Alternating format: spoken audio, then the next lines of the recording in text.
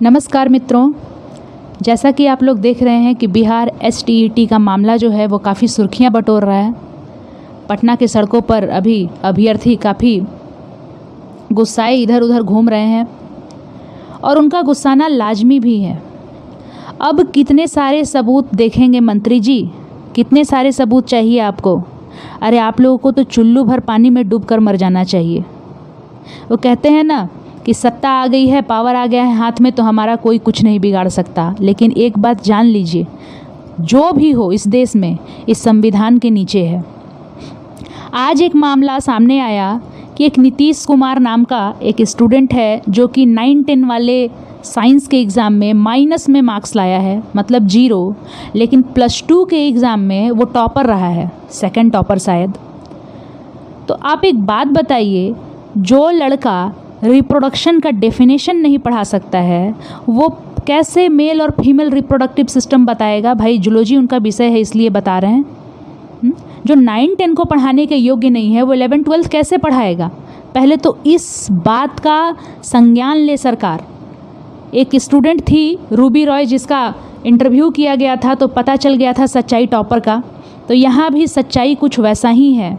और आज भी हम आए दिन देखते हैं कि पत्रकार स्कूल में जाते हैं, जनवरी का स्पेलिंग पूछते हैं, फरवरी का स्पेलिंग पूछते हैं, और वहाँ के टीचर प्रधानमंत्री, मुख्यमंत्री का नाम तक नहीं बता पाते। और लोग, दूसरे राज्य के लोग हंसते हैं कि देखो भाई बिहार में ऐसे ऐसे शिक्षक हैं। तो होंगे ही, बैकडोर से पैसा लेकर घुसाओगे तो ऐसे ऐसे ही शिक्षक मिलेंगे और बिहार को बदनाम होने से और कोई नहीं रोक पाएगा। खैर, हम लोग देखेंगे।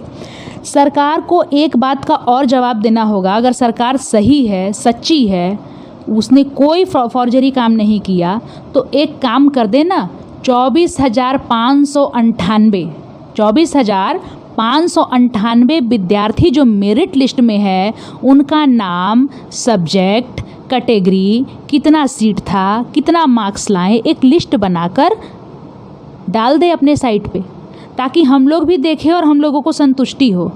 पारदर्शिता रखिए। अगर आप पारदर्शिता रखेंगे तो किसी प्रकार का कोई आंदोलन नहीं होगा।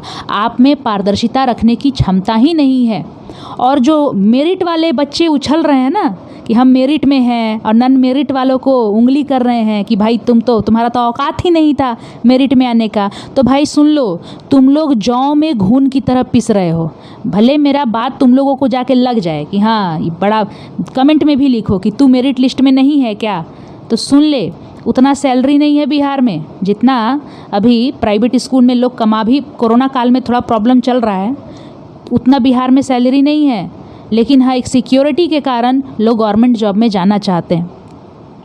सबसे बड़ी बात ये जान लो कि 10 से 15% ही जेन्युइन विद्यार्थी हैं जो सही में क्वालिफाइड भी हैं और मेरिट लिस्ट में भी हैं। ऐसे विद्यार्थी 10 से 15% हैं।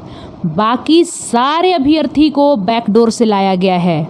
और 10 से 15% अभ्यर्थी को इसलिए रखा गया है ताकि वो सरकार की लाठी बन सके, वो सरकार का अपना अलग से एक केस दायर करे, अलग से लड़े। भाई तुम लोग क्वालिफाइड हो और मेरिट लिस्ट में हो तो तुम लोगों के लिए दुगनी खुशी की बात है, क्योंकि सारे क्वालिफाइड को जॉब मिलेगा ही मिलेगा। तुम लोग क्यों इतना बेचैन हो रहे हो?